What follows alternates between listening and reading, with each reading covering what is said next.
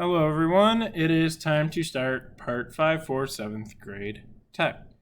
We are going to end up drawing a shape that from the front view, it looks like an L, the top has a diagonal. I'm going to show you a trick on how to essentially draw without necessarily needing to know all of the measurements, and especially measurements of angles.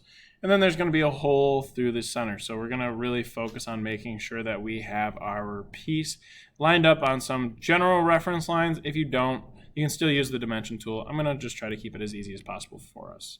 So first off, I'm going to start a sketch on our front plane. And then I'm going to look at that front plane with a cube in the top right. Press front. Now I'm looking at my sketch on my front plane. I'm going to end up using the line tool for this. I personally just think it's easier.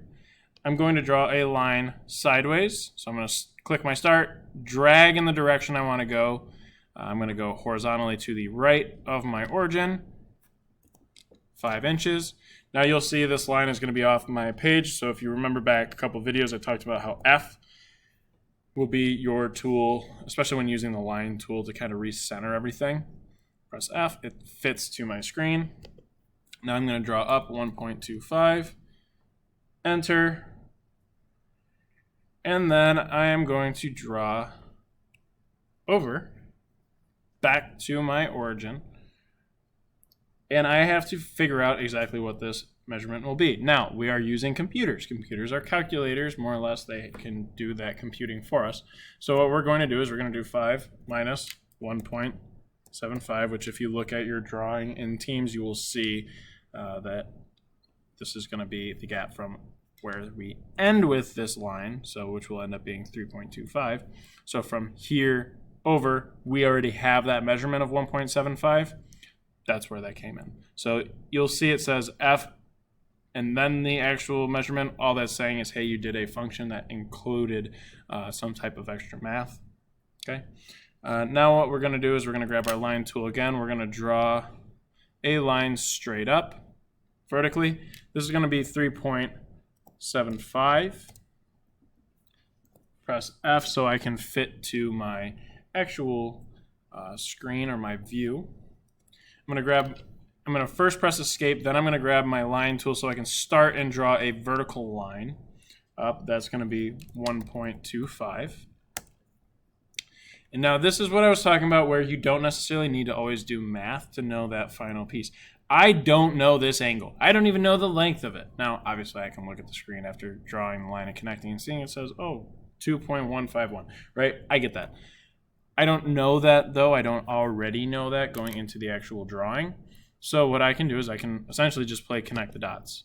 I know it's going to be right because, as I can see, all of our lines are black, which just means they're fully defined. This length has a line. I have a start. Every single thing here has a dimension. Therefore, it is essentially inferring that this has to just fit whatever it is. Okay? We're going to go and extrude this. We're going to go to isometric view. And we are going to first make sure we are adding material to the front and to the back. This is going to help when we draw that circle later. We are going to change our depth to 3 inches. And after that, you're going to press your green check. Now remember, symmetrical, symmetric. That is where you get, so it adds 1.5 forwards, 1.5 back. Now what I want to do is I want to draw a circle or a hole on this individual surface, or what I'm going to call it is a plane. It's a surface of the actual piece. I'm going to create a sketch on that. So first I highlight it so it's yellow, just so I'm looking at the right piece. Then I'll press sketch.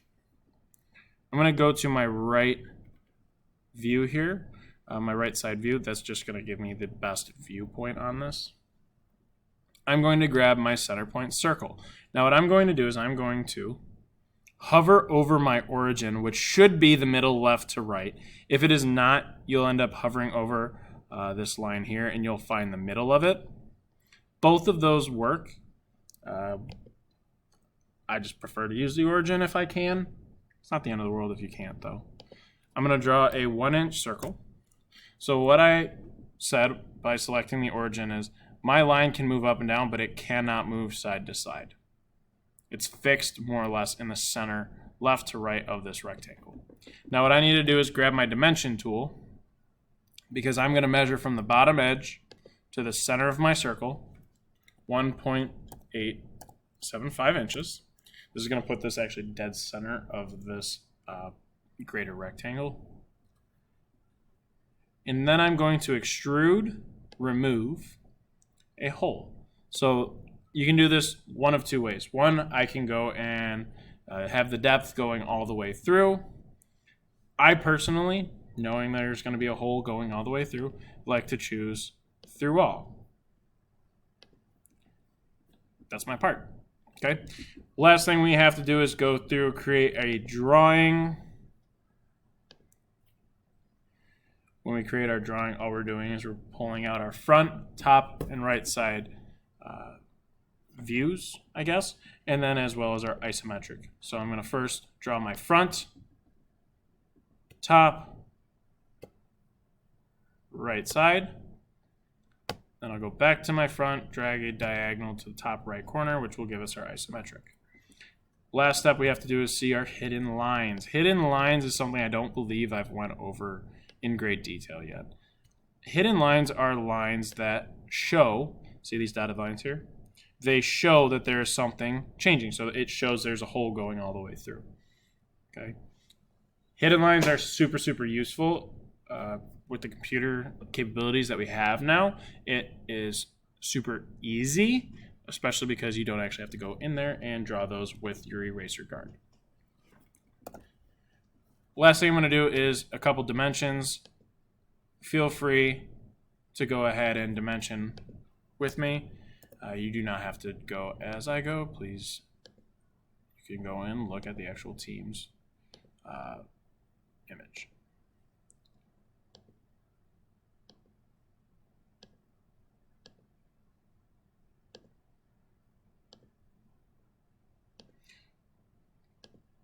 Biggest thing I caught on previous drawings that people were not doing was not adding in the dimension for diameters of circles. Please make sure you always have the diameter of a circle dimensioned.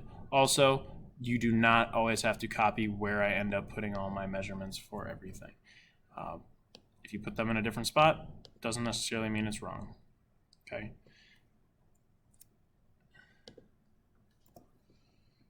Quickly go through and finish up. Right. What we did here is we added just the right amount of dimensions. Right, we added the right amount of dimensions so that it's not overly dimensioned, meaning there's not 1,000 dimensions showing the exact same thing, but everything is clearly defined.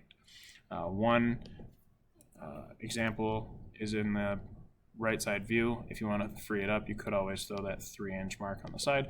Neither one are wrong. I do just ask. It does give us these nice pink reference lines. Please try to use those. Okay. Other than that, press the turn in button. You're all set. Have a great rest of your day.